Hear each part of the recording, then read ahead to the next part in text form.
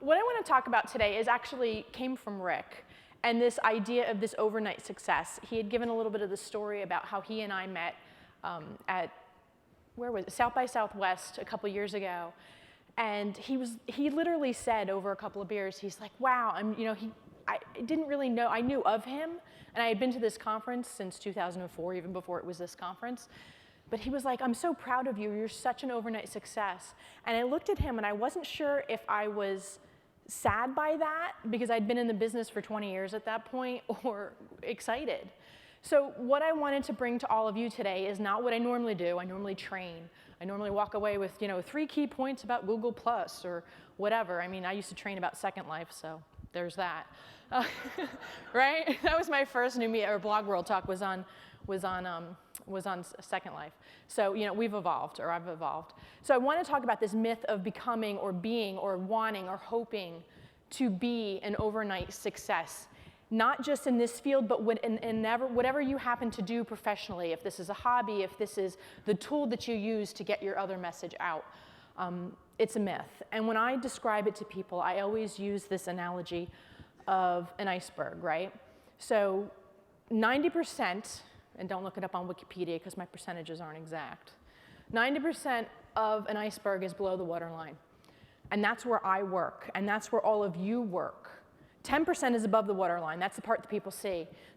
They download the podcast and they listen to you. They read your blog post. They, heart your Instagram photos. They see you on Twitter. That's the 10% that's above the waterline.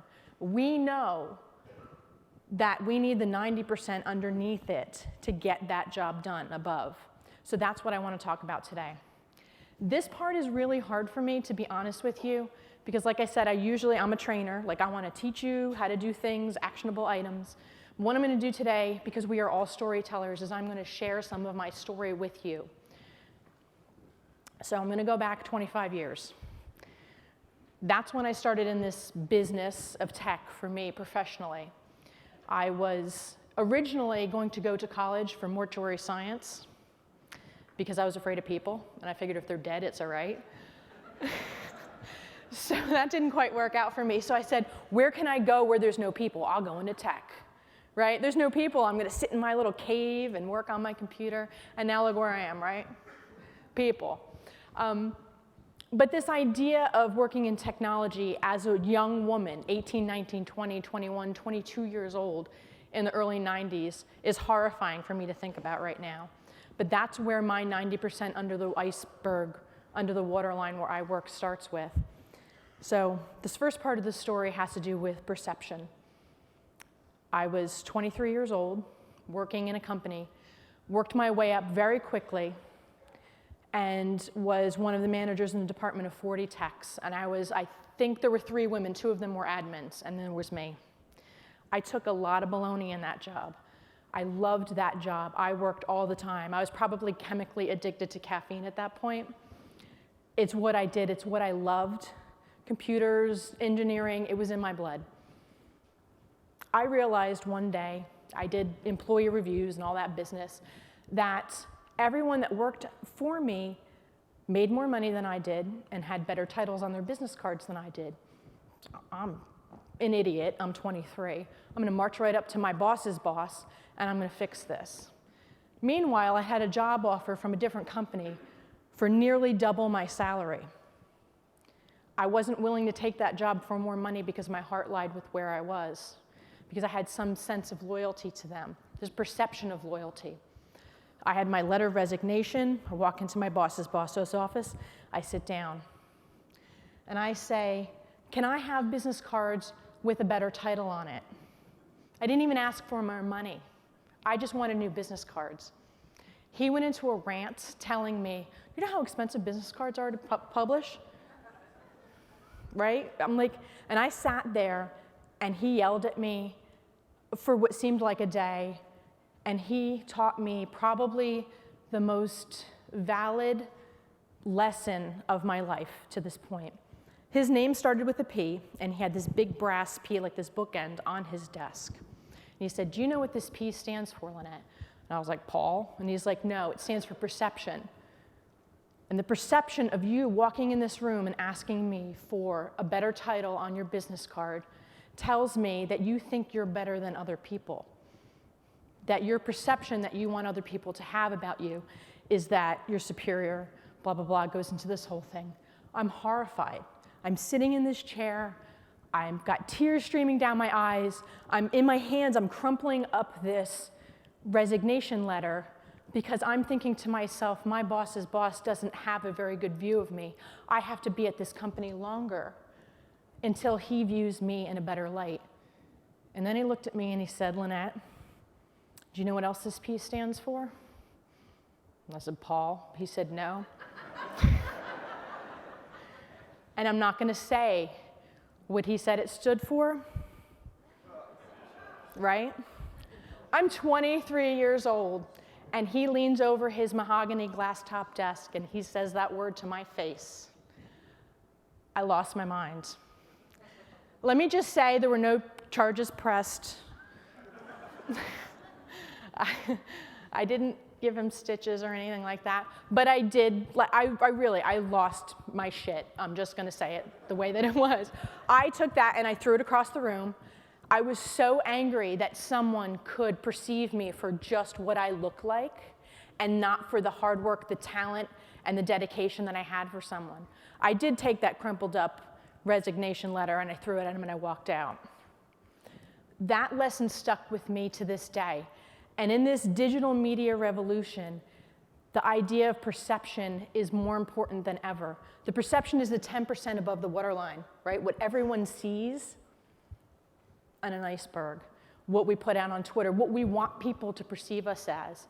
But what I've realized in these 25 years since I've started in the business is that it has more to do with how we perceive ourselves than what other people think of us.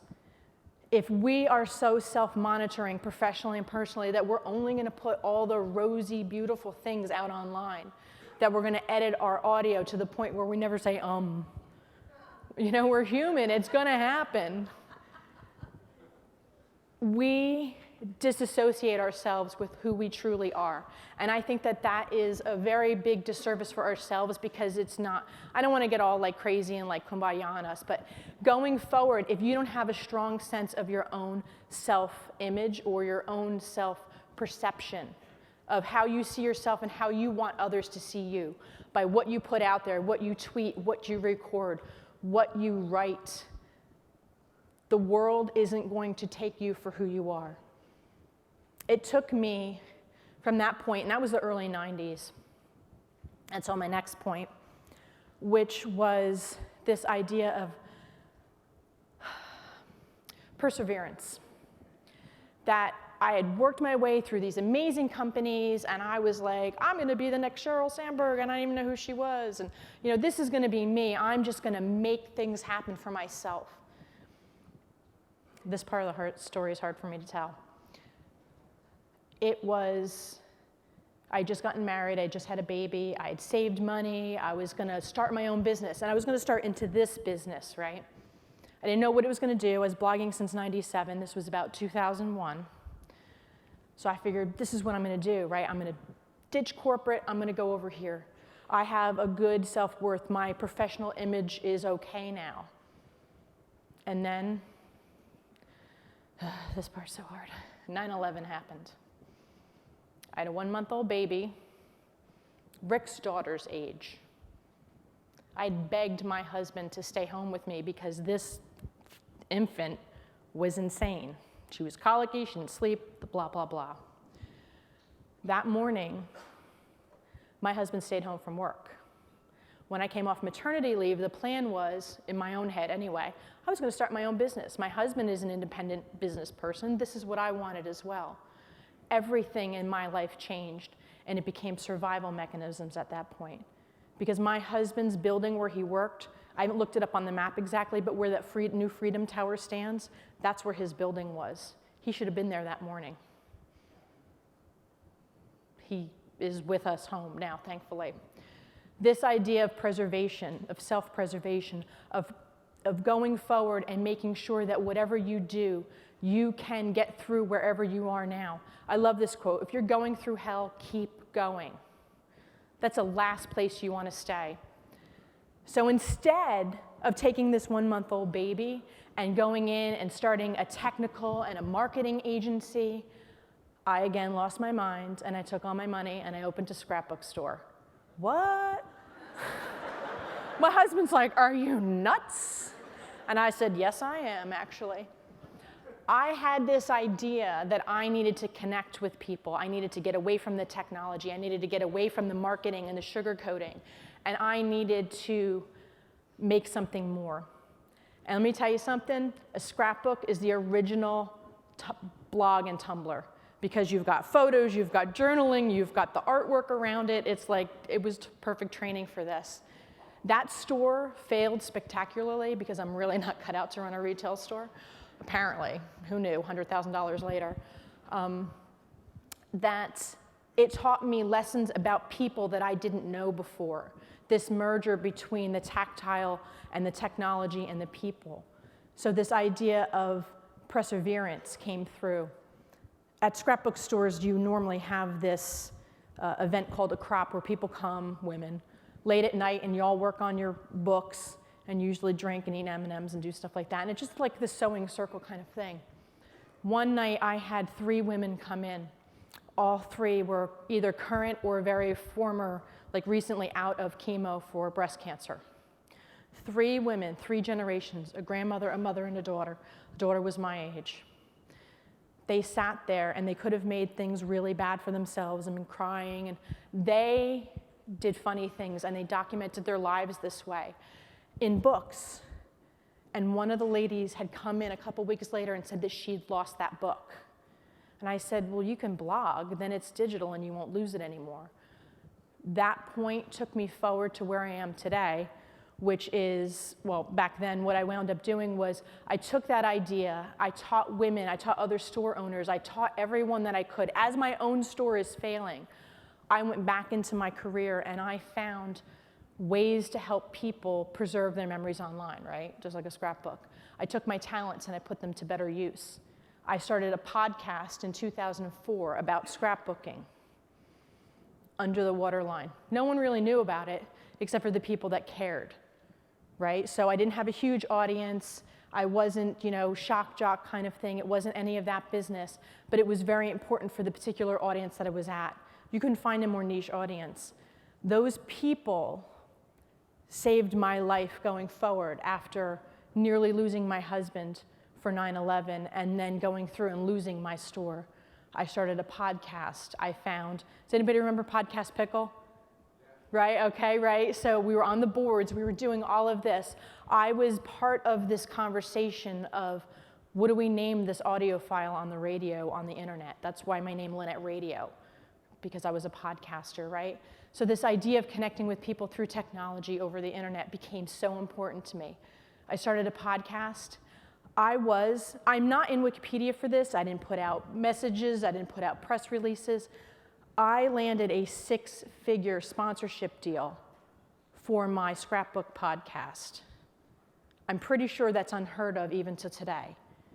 Other people are on the books for being the first and the biggest and the blah, blah, blah. You know what? I don't care.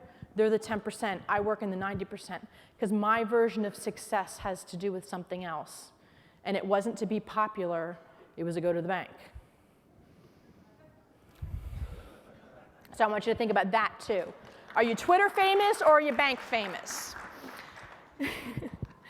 That brings me, my voice is gone. You can tell I've been traveling a lot. I love this quote. My friend J.C. Hutchins, I love him. If I had another brother that I didn't actually fight with, he would be it. And I put his Twitter handle in there because he's one of the only 3 people that I quoted that isn't dead, so you can actually tweet him. He always would say this thing, he'd be like, people, man, people.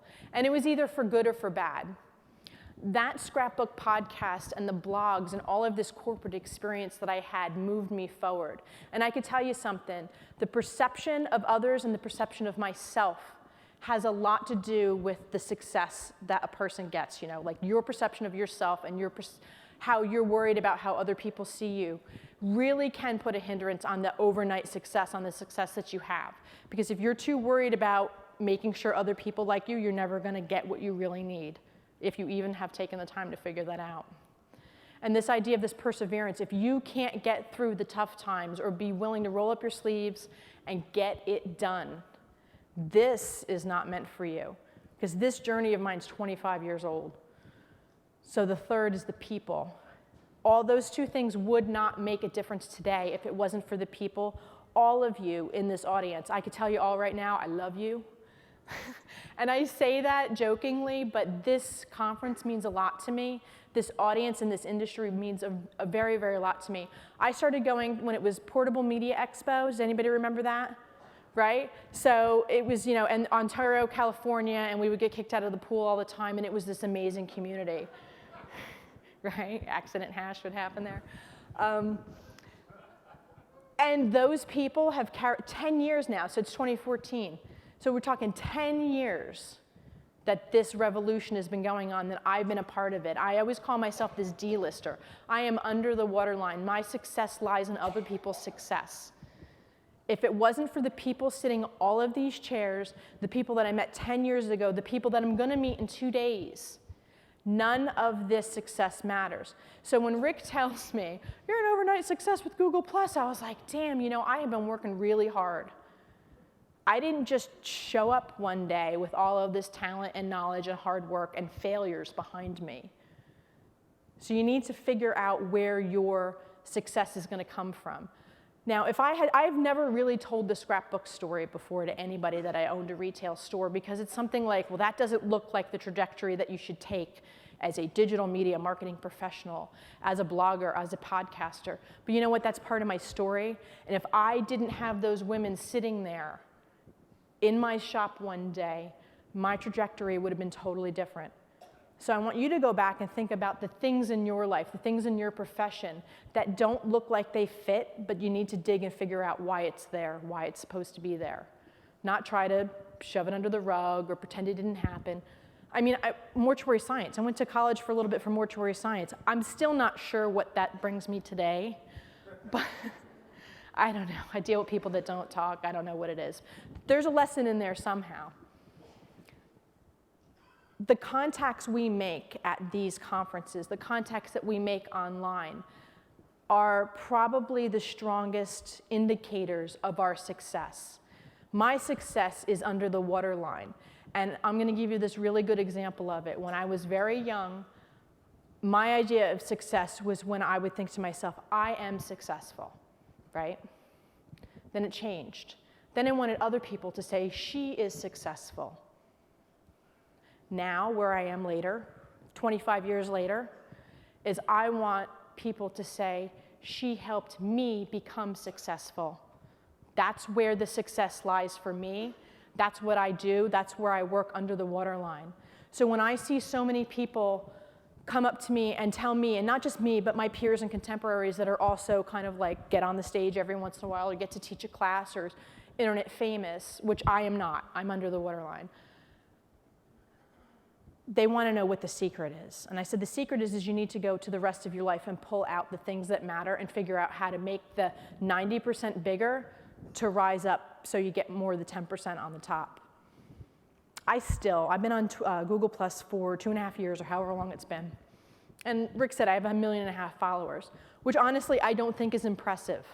I used to say if I had $1, like now I'm like, I've upped it. If I had $10 for every follower, then I'd be successful, but I don't. It doesn't do anything unless you do something with those numbers.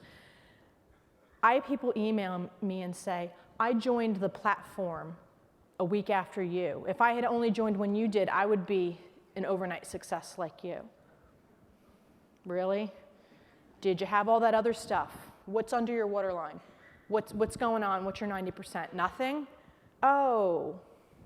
No, it's not going to happen like that. And it's not just this platform. It was Twitter. It was Second Life. Does anybody remember Plurk? Right? Yeah, I have picked some duds, man, let me tell you. I am not, because what I do, like my kind of, what I want to do professionally is reinvent myself all the time, but it's this merger between technology, marketing, and communications. So I have to be out there, so I have picked duds. This one just happened to hit for me. In 5 years, it's going to be something else, and I'm going to be here maybe talking about something else. But the idea is no matter what I do, no matter where my talents are, no matter what you do or where your talents are, You need to pick from your past and figure out how to build your base, build that iceberg. People is the only way I think you can get there. So this idea of icebergs, right? So I've told you that icebergs are 90% under the water, 10% above. The bottom has to get bigger before the top will get bigger, right? So you have to work on that. I liked this one because I used to wonder what really successful, really famous, and those two words are not the same thing, people would feel when others would reach out to them for help. I'm like, are you just freeloading? Are you riding on the 10% of this person trying to get there without building your own 90%? And then I thought about it and I'm like, no, it's more like having a great ride and a great party. These penguins are having a great time, right? The key about this is to make sure that you're strong enough to support those that you want to help and that you want to make successful as well. I can't help others unless I have a good base for myself. And if you can see this also, the one caveat of all of this is you have to take care of yourself in this industry first. And I don't mean that in a self-serving, negative way. If you don't build your base, if you're not constantly learning, if you're not constantly exploring and improving, you'll get cut off at the waterline. The weakest point and the most dangerous point for an iceberg is at the waterline where the waves hit. People constantly want to knock you down. You can't let that happen. You have to be stronger than that, and you have to keep it where you're able to pull from your past and build your base. So those are kind of some of the things that I wanted to bring to everybody. Like I said, it's really strange for me not to be teaching and more to want to kick off this idea of how to start New Media Expo, how to start this weekend. How many people are brand new here this year? Whoa, that's awesome. Okay, you're gonna have the time of your life this weekend. It's really good. I don't have to go into the typical networking things for you, but what I wanna tell you is that for me anyway, and I know there's a lot of people here, like I'd never met Lee, who's coming up after me, never met him in person before, and I have been a huge fan of his for a decade. And we were backstage just talking like old friends kind of thing. It was really nice because that's what this community does. If you have a base that you can build with other people, the tip of the iceberg is just going to be monumental. So please look at that and make sure that you can build that base for yourself this weekend. Thank you.